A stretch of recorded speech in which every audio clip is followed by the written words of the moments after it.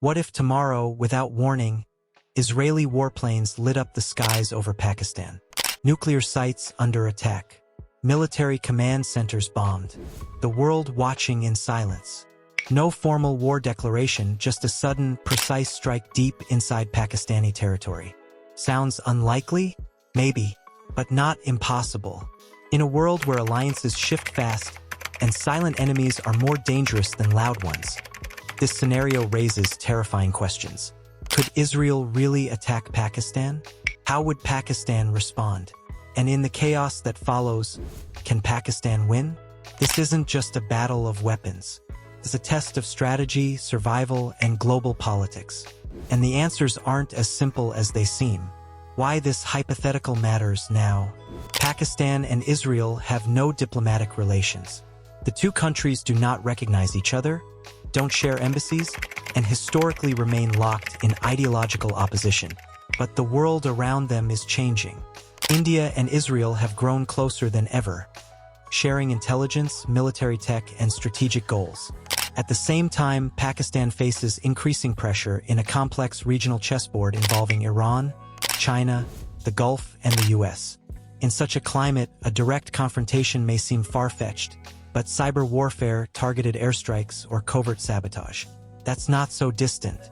And in geopolitics, all it takes is one spark to ignite a storm. Israel's military strike capability. Israel is small in size, but a giant in military capability. Its air force is among the most technologically advanced in the world, equipped with American-made F-35 stealth fighters, long-range drones, precision cruise missiles, and satellite-guided munitions. Its intelligence agency, Mossad, is known globally for its reach, executing missions from Iran to Syria to Africa with chilling accuracy. Most importantly, Israel maintains a second-strike nuclear capability, with submarines reportedly capable of launching nuclear-tipped cruise missiles from anywhere in the ocean. In theory, Israel could strike Pakistan using aerial refueling, or via forward bases in allied countries, or even through cyber or electronic warfare, disabling key military assets before a single bomb is dropped. What would Israel target in Pakistan? If Israel did launch an attack, it wouldn't be random, it would be calculated. Priority 1. Pakistan's nuclear infrastructure. Sites like Kahuta, Chashma, or the command and control bunkers in Punjab would top the list. Why? To eliminate Pakistan's ability to retaliate with nuclear weapons. Priority 2. Military leadership, targeting army command centers, air bases, and radar systems to paralyze decision-making.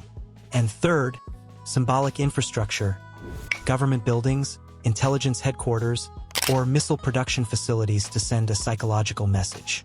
Pakistan's response capability. But Pakistan is no easy target. With over 650,000 active military personnel, a robust air force, and a functioning nuclear triad, it is fully capable of striking back. Pakistan's air force operates a mix of JF-17 Thunderjets, co-developed with China, F-16 Fighting Falcons, and now advanced Chinese drones and missile systems.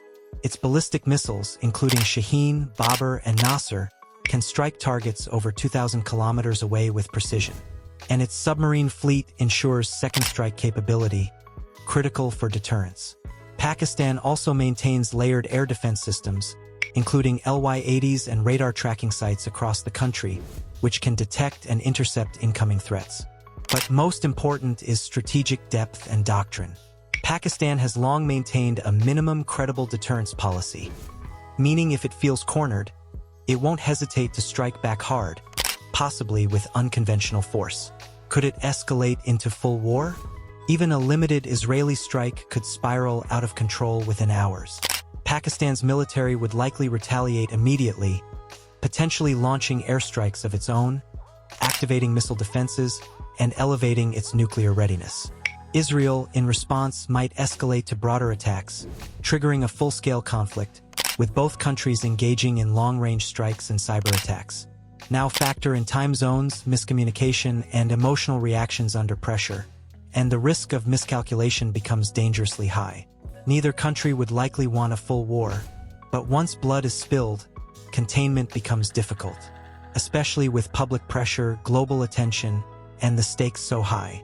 And when both sides possess nuclear weapons, Every move becomes a gamble, with no guaranteed way back. Role of regional powers. India, Israel's closest ally in South Asia, would likely offer indirect support through intelligence, airspace coordination, or simply diplomatic silence. Iran, a sworn enemy of Israel and uneasy neighbor of Pakistan, would condemn the attack and might see it as an opportunity to stir regional instability. Turkey, increasingly anti-Israel in rhetoric, might offer diplomatic support to Pakistan, while the UAE and Saudi Arabia, though quietly friendly with Israel, would face internal pressure to oppose aggression against a Muslim-majority nation. Then there's China, Pakistan's closest ally and economic partner. While it might avoid direct military involvement, China would likely apply diplomatic and economic pressure to de-escalate the crisis and protect its own investments in CPEC. International fallout and global reaction. Globally, the U.S. would find itself in a precarious position. A longtime ally of Israel and funder of its military, the U.S. would be under pressure to support Tel Aviv, but also desperate to avoid a nuclear confrontation in South Asia. The United Nations would call for immediate ceasefire. The OIC, Organization of Islamic Cooperation, would likely demand global sanctions on Israel. NATO might try to remain neutral, but Russia and China would seize the opportunity to shift diplomatic power, possibly calling emergency summits or proposing ceasefire deals. Economic and civilian impact. Both countries would suffer severe economic fallout.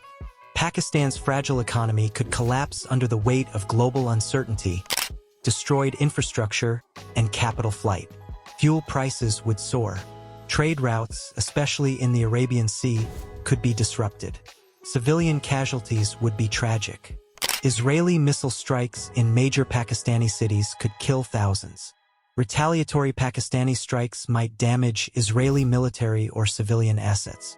Mass panic, refugee flows, blackouts, and communication outages would paralyze both nations. Internally, governments would face public fury, and political instability could rise faster than expected. In war, it's rarely just the soldiers who suffer. The nuclear shadow. At the heart of this nightmare lies one terrifying truth. Both countries have nuclear weapons. While Israel maintains a policy of nuclear ambiguity, it is widely believed to possess over 90 to 200 warheads. Pakistan has about 165, with active delivery systems. If either side believes the other is planning a nuclear strike, they might launch preemptively. This is known as use it or lose it logic, and it's extremely dangerous. Even a single nuclear detonation over a city would be catastrophic. And unlike past wars, the fallout wouldn't stay in one region. It would ripple globally. Environmentally, diplomatically, and morally. Both nations understand this, which is why, so far, nukes remain only a threat. But threats have a way of becoming action when fear takes over. Can Pakistan win?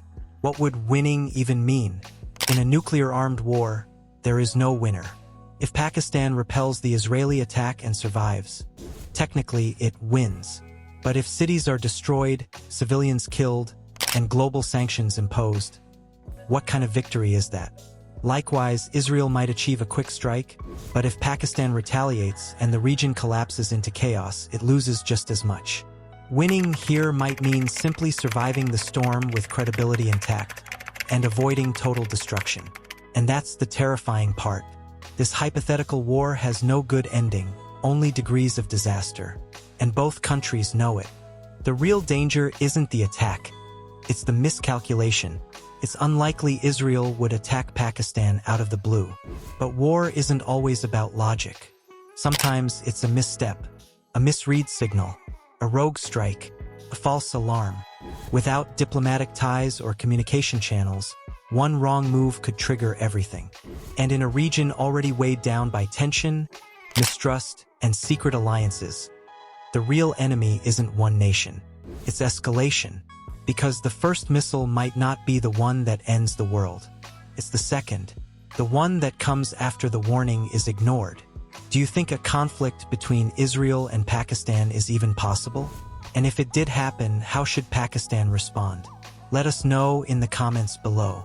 And if you want more deep military analysis without the noise, subscribe for more. Until next time, stay informed, stay critical, and stay alert.